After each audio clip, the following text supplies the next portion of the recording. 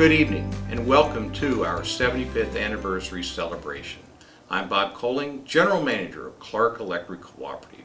As you may or may not know, I have been with the cooperative since June. I am happy to be a part of this organization and look forward to interacting with you in the years to come. Tonight is a special evening as we host the 75th anniversary meeting of our membership. In honor of this milestone, we created a special video highlighting the efforts of local men and women who believed in the rural way of life and who believed in the idea of forming a member-owned electric cooperative to serve those in rural areas. So sit back, relax, and enjoy the rest of the evening. Thank you for being a part of the cooperative family. And if you don't see one of your neighbors, be sure to bring them along at next year's annual meeting.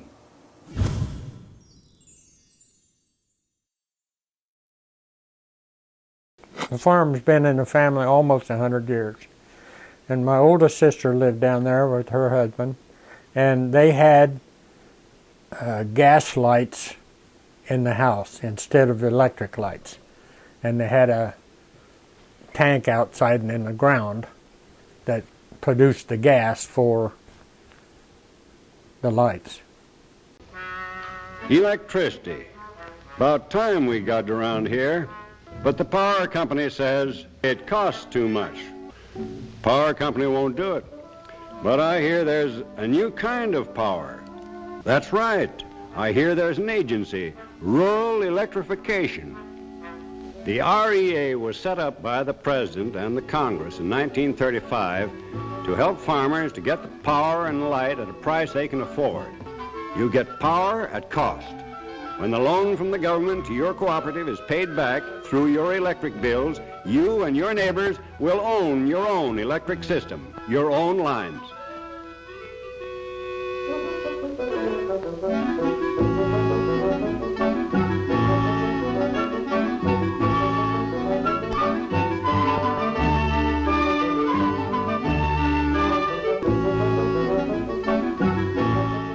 I can remember going down there with my dad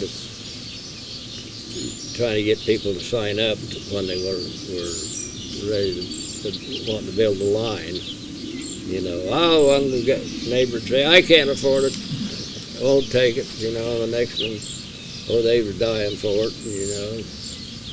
The government come out with this program, and he was always interested in that kind of stuff. Any kind of a committee, I guess you'd say he was civic-minded.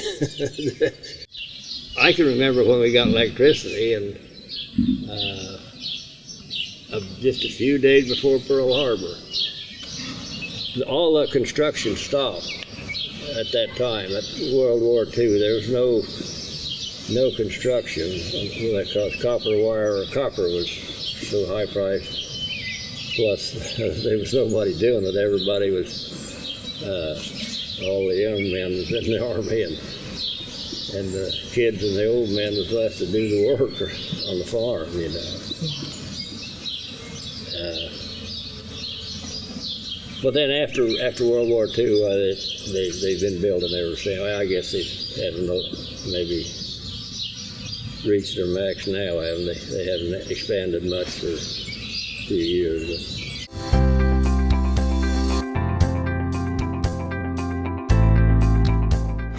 My name's Tom Carson. I live in Osceola, Iowa, have my whole entire life. I'm 54 years old. I farm, raise cattle. I've lived on Clarke Electric my whole entire life. My father was a board member for 23 years. I remember going to the annual meetings when I was just a kid. He always went to those. He was always involved. So it was just kind of a natural progression that I would go ahead and take the opportunity to be a board member for those.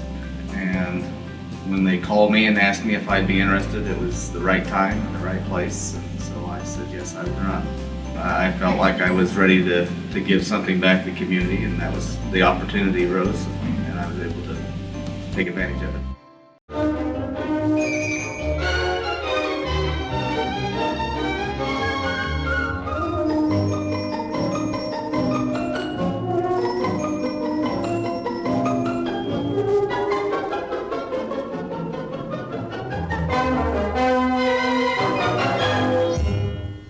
We are general counsel for Clarke Electric, and actually Clarke was the first client that I had after I started working in the cooperative field. The manager at the time that I started was a guy by the name of N.T. Miller, and he was very tough and very conservative. Norm Miller was the manager. I mean, they even went to Washington, D.C. to talk to congressmen and stuff. And I learned a lot from him. I went to all of their board meetings when I first started, and that was gave me some real strong background to build on.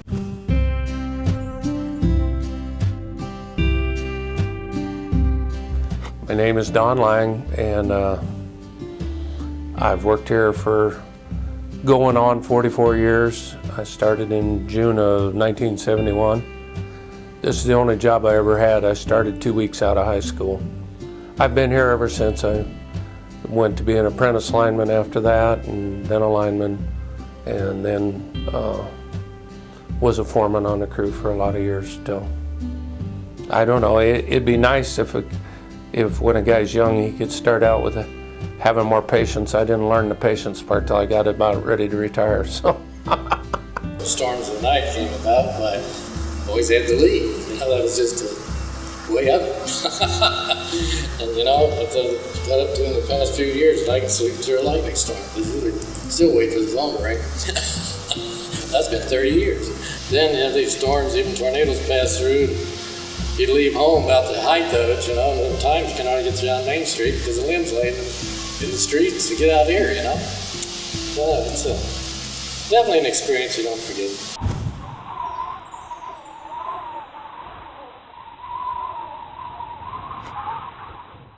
It was 07, big ice storm. Yeah, the one in 07. The 2007 ice storm. I think that was probably about the worst outages that I can remember. You know, the ice storm we had here in 07 was probably the roughest thing that's happened to Clarke Electric in my employment.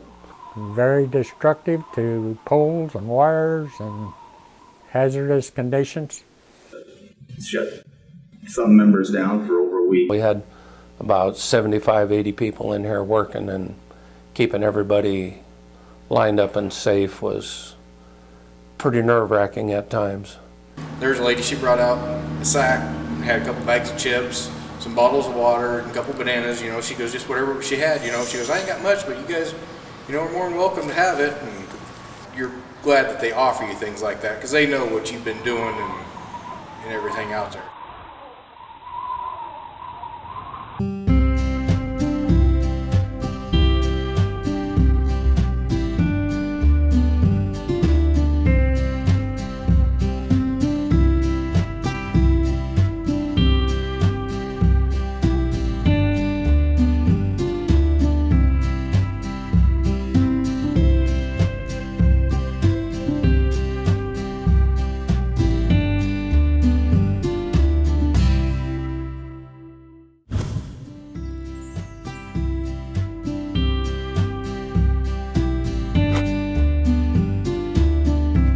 It's just amazing how things have changed even in the 10 years since I started working here. Well, when I started here, we didn't have a bucket truck. We had a basket truck, but we could only use it to trim trees. We couldn't use it for any of the line work. We didn't have any hydraulic diggers. Everything was mechanical or by hand. We got the track machine now. You know, we can go in and out of places that used to be so hard on trucks. When everything works right, it's pretty nice.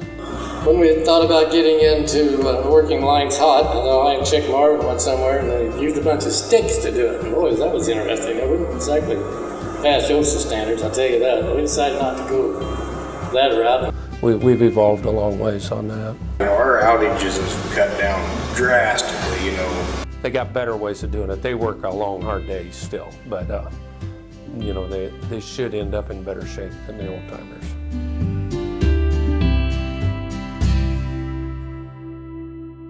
Clarke is a very good organization, and they've come a long way since I started there, and of course Bill Freeman was doing a very good job. He was a true gentleman, and he was very adept at handling problems, and I very much enjoyed working with him.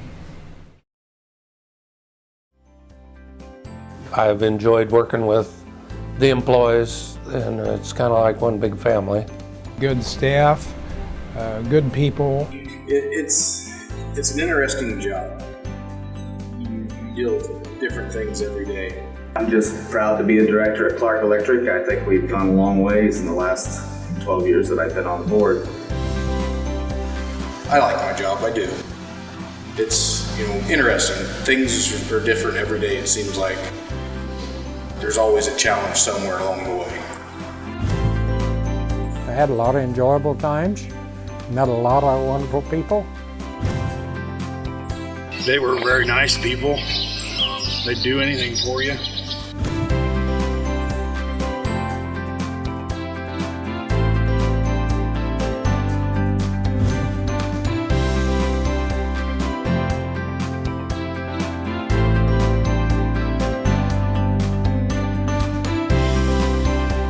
Really feel thankful for them that they do the job they do.